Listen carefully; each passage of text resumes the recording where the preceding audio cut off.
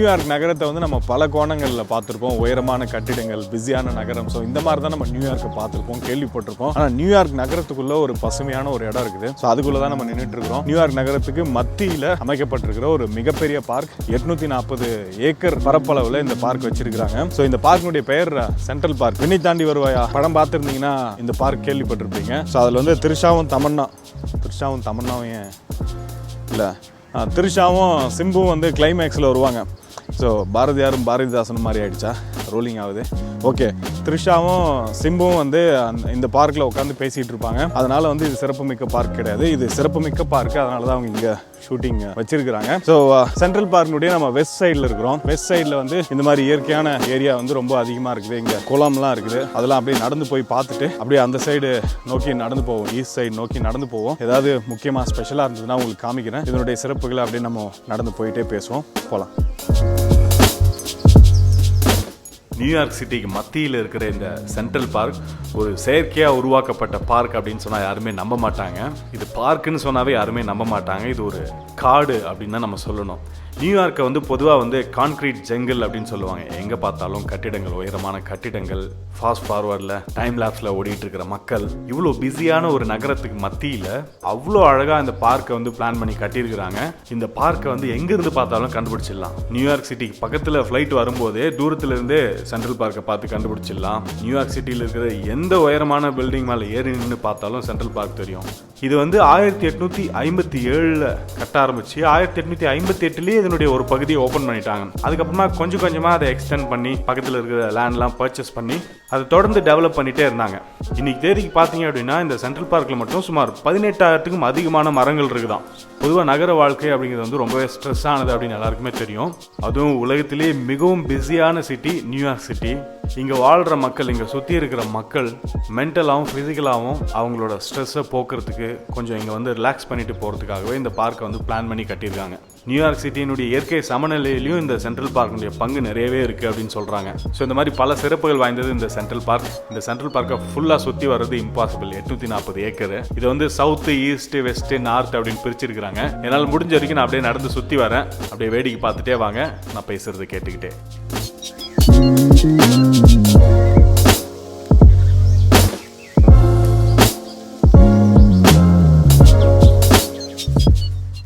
Paper மாதிரி இல்லை, rose மாதிரி தான் இருக்குது.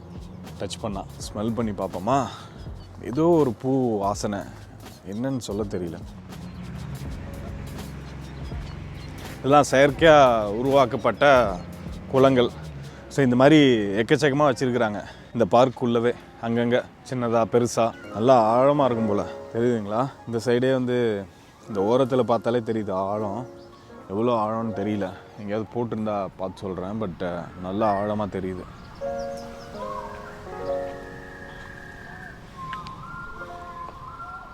இந்த பூ ஆனால் செம வாசனையாக இருக்குது.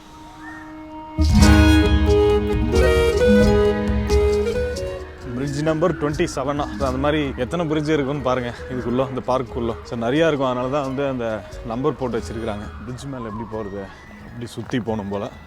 பார்க்குக்கு அடியிலே வந்து ரோடு போட்டிருக்காங்க. ஸோ மெயின் ரோடு இது வழியாக கிராஸ் பண்ணி போகுது. சரி, அது பார்க்குக்குள்ளே வர வேண்டாம் அப்படின்னு சொல்லி பள்ளம் தோண்டி அதுக்கு அடியில் வந்து போட்டிருக்காங்க. தெரியுதுங்களா? இந்த பார்க்கும் அதுக்கும் சம்மந்தமே இல்லாத மாதிரி.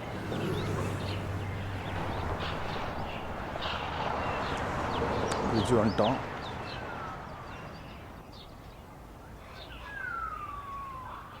பூ நிறைய இப்போ தான் வர ஆரம்பிக்குது. அதனால் பார்க்க ரொம்ப அழகாக இருக்குது.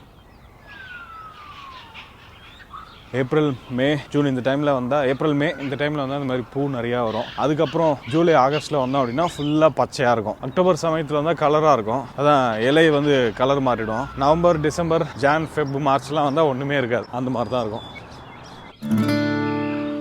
இப்போ டைம் வந்து காலையில் 9:30. நம்ம இந்தியாவில் வந்து சேம் டே ஈவினிங் 8. 9:30 மணி ஆகுது, இன்னும் ஜாகிங், சைக்கிளிங்லாம் பண்ணிட்டு இருக்காங்களே அப்படின்னு கேட்கலாம். இங்கே டைம் எல்லாம் ஒரு விஷயமே கிடையாது. மதியம் 1 மணிக்கு 2 மணிக்கு வந்தோன்னா கூட இந்த மாதிரி ஜாகிங்லாம் போயிட்டு இருப்பாங்க. ஒவ்வொருத்தரும் ஒரு டைமில் ஒர்க் பண்ணுவாங்கல்ல, அவங்களுக்கு எப்போ ஃப்ரீ டைம் கிடைக்குதோ அந்த டைமில் வந்து இந்த மாதிரி ஒர்க் அவுட் பண்ணிவிட்டு ரிலாக்ஸ் பண்ணிட்டு போவாங்க. யாருமே இல்லை, இன்னும் கடை ஓப்பன் பண்ணல போல், அப்படியே வச்சுட்டு போயிருக்காங்க நைட்டு. எதுவும் எங்கேயும் எடுத்து கூட வைக்கல பாருங்கள். ஸோ ஃபுல்லாக கவர் கூட போடல, அப்படியே வச்சுட்டு போயிருக்காங்க. Just roaming around. Which side of the Central Park is best? I had a lot of seas You know, my boss tell me in the 79, it's beautiful place. The boat, the water. 79. Yes, That's on the east side, right? the same this, and then 2 blocks more. No, 2 stop Texas. Yeah. Texas is all the time hot, yeah? Yeah. So இந்த side நடந்துகிட்டே இருக்கும். ½ an ஹவருக்கு மேலே காமிக்குது, 40 மினிட்ஸுக்கு மேலே காமிக்குது அந்த side நான் போய் சேர்றதுக்கு, ஈஸ்ட் சைடு போய் சேர்றதுக்கு. அதனால் வந்து வெளியே போயிட்டு அங்கேருந்து ஊபர் எடுத்து போயிடலாம் அப்படின்னு பார்க்குறேன். டைம் இல்லை, கொஞ்சம் வேகமாக கவர் பண்ணோங்கிறதுனால நம்ம வெஸ்ட் சைட்லேருந்து வெளியே போயிட்டு அப்படியே ஈஸ்ட் சைடில் போய் இறங்கிடுவோம். ஸோ 5 மினிட்ஸில் போயிடலாம்.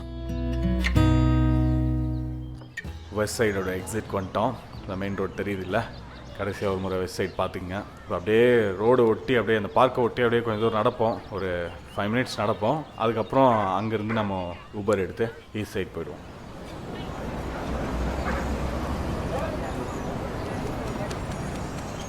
நிறைய என்ட்ரன்ஸ் இருக்குங்க ஒரு சைடு. இப்போ வெஸ்ட் சைடு அப்படின்னா வெஸ்ட் சைடில் வந்து ஒரே என்ட்ரன்ஸ் தான் அப்படின்லாம் இல்லை. வெஸ்ட் சைடு வந்து இதுவே வந்து 2-3 மைல் நடக்கிற மாதிரி இருக்கும், ஒரு 4-5 கிலோமீட்டர் போகிற மாதிரி இருக்குது வெஸ்ட் சைடு மட்டுமே. ஸோ அதுலேயே வந்து ஒரு 5 நிமிஷம் நடந்தோன்னா ஒரு என்ட்ரன்ஸ் வருது. ஸோ எங்கே வேணாலும் பூரலாம் போல். நம்ம நடந்து போகிறதுக்கான சிக்னல் விழுந்திருக்கு. பட் ரைட் சைடில் வந்து ஃப்ரீ ரைட் தானே, அதனால் அந்த கார் திரும்புது. பட் இதுவே நம்ம பக்கத்தில் இருந்தோம் அப்படின்னா அவங்க அப்படியே நிறுத்திடுவாங்க. ஆக்சுவலாக நடந்து போகிறவங்களுக்கு தான் முதல் உரிமை. ரோட் ஒர்க் போயிட்டுருக்கு. You gotta pay for this. Sure.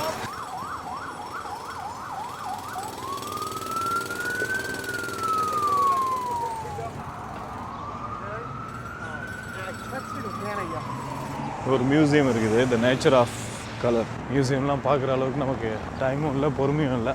இங்கேயோட ஆக்சுவலாக வாஷிங்டனில் எக்கச்சக்கமான மியூசியம் இருக்கும். நிறைய மியூசியம் வந்து ஃப்ரீ வாஷிங்டனில்.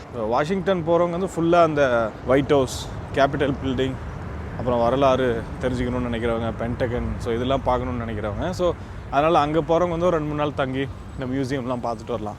இங்கே நியூயார்க் வரவங்களோட மைண்ட் செட் வந்து பொறுமையாக மியூசியம் பார்க்கணுங்கிற மைண்ட் செட் இருக்காது. இங்கேயே இருக்கிறவங்க வந்து பார்ப்பாங்க. வரதே ஒரு 2-3 நாள் ட்ரிப் வந்துட்டு போகிறவங்க மெயினாக பார்க்க வேண்டிய இடங்களை பார்த்துட்டு போகிறதுக்கே உங்களுக்கு டைம் கரெக்டாக இருக்கும். ஓகே, நான் கேப் எடுக்கிறேன், நமக்கு டைம் இல்லை. லிஃப்ட் புக் பண்ணியாச்சு. இங்கேருந்து ஒரு 1.5 மைல் நடந்து போனால் 30 நிமிஷம், காரில் போனோம் அப்படின்னா ஒரு 3 நிமிஷத்தில் போயிடலாம். விஷ்ணு வராரு, நான் மாஸ்க் போட்டு தயாராகி உட்காந்துருக்கேன். மாஸ்க் வந்து வெளியே போகணுன்னு அவசியம் இல்லை, கேபில் இதில் டாக்ஸியில் போகும்போது mask compulsory.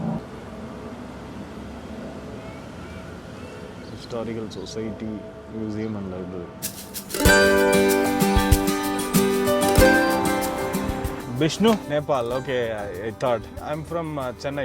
What is that? Nepali? Nepali cloth. Oh, good, good. Vishnu is Lord Vishnu, right? East side போகணும் அப்படின்னு நினச்சேன், பட் சவுத் சைடு வந்திருக்கேன். சவுத் சைடு நான் இது வரைக்கும் வந்ததில்லை. ஸோ அப்படியே சவுத் சைடும் ஒரு பார்வை பார்த்துட்டு நம்ம கிளம்புவோம். முடிஞ்சால் ஈஸ்ட் சைடு போவோம், இல்லைனா கிளம்புவோம். எங்கே சுற்றி பார்த்தாலும் இந்த மாதிரி பார்க்கு, ஓப்பன் ஏரியா, அதை ப்ளே ஏரியா, அப்புறம் குதிரை சவாரியெல்லாம் வச்சுருப்பாங்க, அந்த சைடு காமிக்கிறேன்.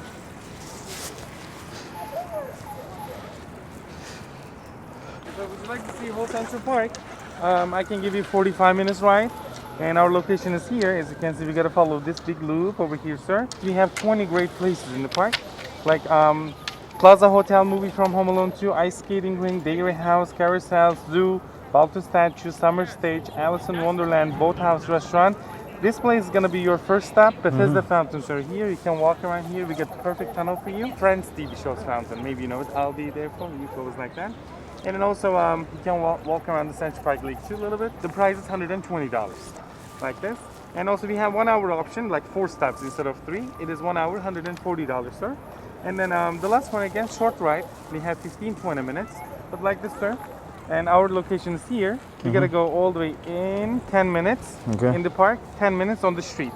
Thank you. Thanks for your time. What is this?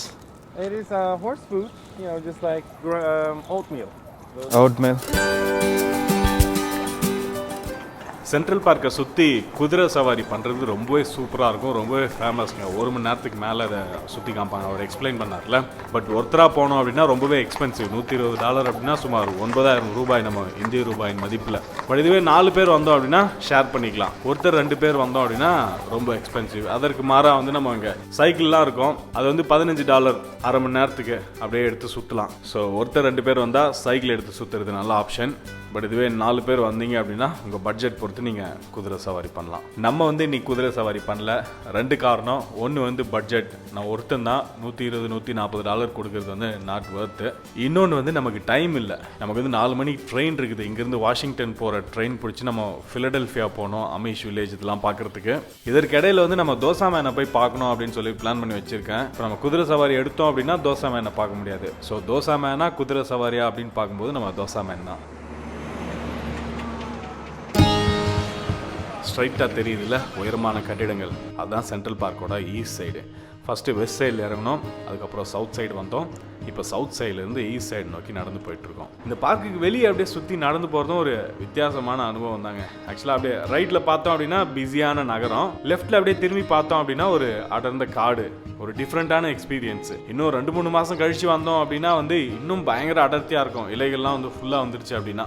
இது வந்து ஃபால் டைமில், குறிப்பாக அக்டோபர் சமயத்தில் வந்தீங்க அப்படின்னா இப்படி இருக்கும். அண்ட் இன்னொரு முக்கியமான விஷயம், சென்ட்ரல் பார்க் வரவங்க எதுக்கு வரீங்க அப்படிங்கிறத டிசைட் பண்ணிட்டு வாங்க. சும்மா இந்த இடம் எப்படி இருக்குது அப்படின்னு பார்த்துட்டு ஒரு அட்டண்டன்ஸ் போட்டு போகணும் அப்படின்னு வந்தீங்க அப்படின்னா ஏதாவது ஒரு side, for example east side வந்துட்டு அந்த இடத்த சுற்றி பார்த்துட்டு அப்படியே அதுக்குள்ளே சென்ட்ரல் பார்க்குள்ள நுழைஞ்சி சும்மா ஒரு வாக் போயிட்டு நீங்கள் போயிடலாம். இல்லை ஒரு ½ டே ஸ்பெண்ட் பண்ணி நான் வந்து சென்ட்ரல் பார்க்கில் என்னென்னலாம் இருக்கோ அது எல்லாமே பார்க்கணும் அப்படின்னு நினச்சிங்க அப்படின்னா உள்ளே வந்து ஜூ இருக்குது, கேஸ்டல் இருக்குது, ஸ்ட்ராபெரி ஃபார்ம் இருக்குது, ஸ்கேட்டிங் இருக்குது, இன்னொரு எக்கச்சக்கமான ஆக்டிவிட்டிஸ் இருக்குது. உங்களுக்கு என்ன இன்ட்ரெஸ்ட்டோ அதெல்லாம் நீங்கள் பார்த்துட்டு போகலாம். அப்படி இல்லைன்னா குதிரை சவாரி பார்த்தோம்ல, குதிரை சவாரி எடுத்துகிட்டு ஒரு 1 மணி நேரம் 1.5 மணி நேரத்தில் ஃபுல்லாக சுற்றிட்டு போயிடலாம். நம்ம பிளான் பண்ணாமல் வந்தோம் அப்படின்னா டைம் தான் வேஸ்ட்டு.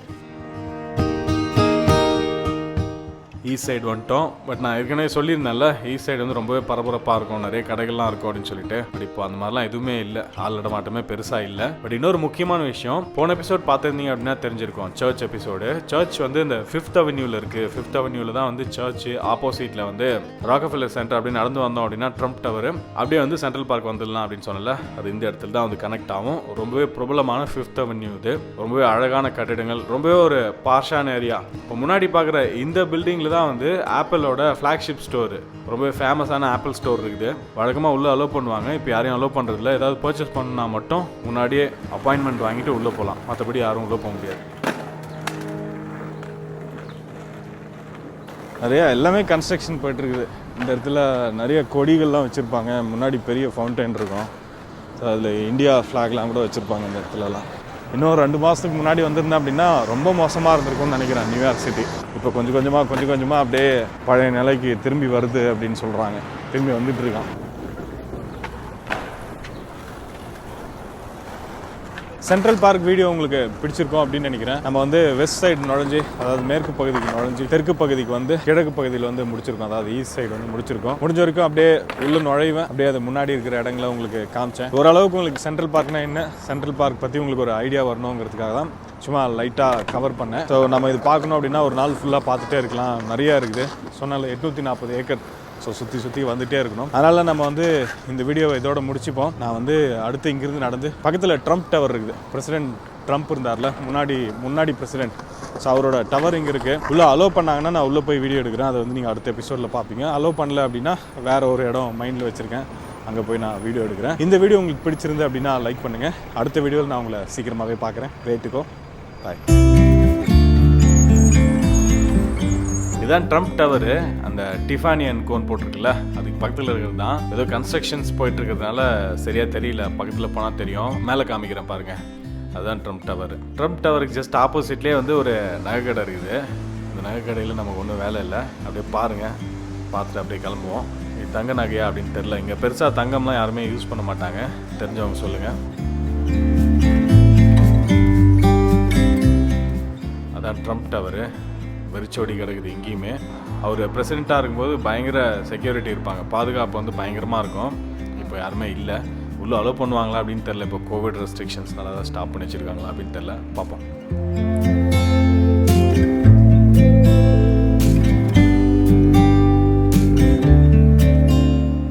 ட்ரம்ப் டவர் போகலாம் அப்படின்னு சொல்லி வந்தோம். கோவிட் ரெஸ்ட்ரிக்ஷன்ஸ்னால வந்து உள்ளே அலோவ் பண்ணுவாங்களா அப்படிங்கிற டவுட் இருக்குது அப்படின்னு சொன்னல.